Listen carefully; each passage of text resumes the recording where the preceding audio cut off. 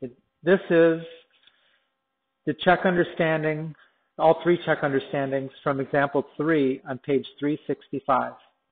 Okay, it says simplify each radical expression, use absolute value symbols when necessary.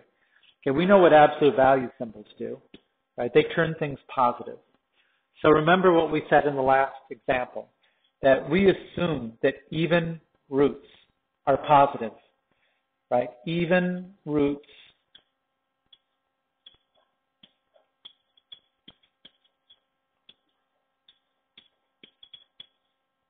must be positive.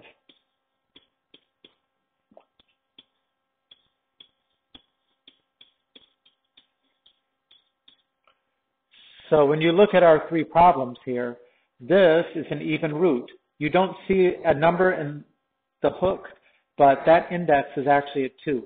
It's unseen, but it's assumed to be a 2.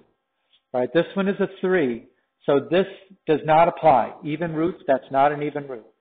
This one is a 4, so it'll make a difference on that problem too. Okay, so for the first problem, the square root of 4x squared y to the 4th.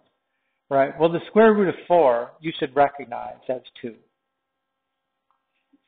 Okay.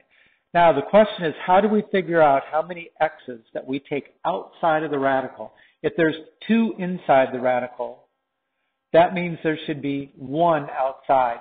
And the easy way to do this is just divide this exponent 2 by the index. 2 divided by 2 is 1. So that's just 1x. Using the same process, how many y's would come out? 4 divided by 2 is 2. Okay, now we need to take this into account, right? This even roots must be positive, right? That means this must be positive. Well, let's see. 2 is a positive number. Y squared is positive because when you square anything, it's positive. But that x could be positive, it could be negative. It's a variable, so we don't know. That's when we use absolute value. So we have to put absolute value symbols around the x to make sure that this answer is positive. Okay. Now, the third root of negative 27 is negative 3. If you're not sure, put it in the calculator. Right? But negative 3 times negative 3 times negative 3 is negative 27. So the third root of negative 27 is 3. Okay, now we need to do our dividing here.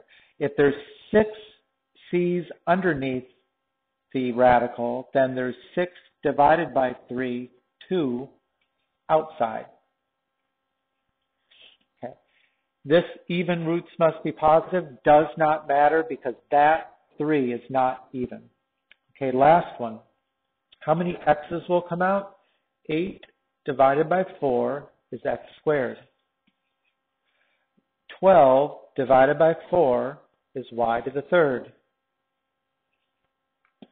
Okay, this is an even root. X squared will always be positive, but y to the third could be negative if y is a negative number.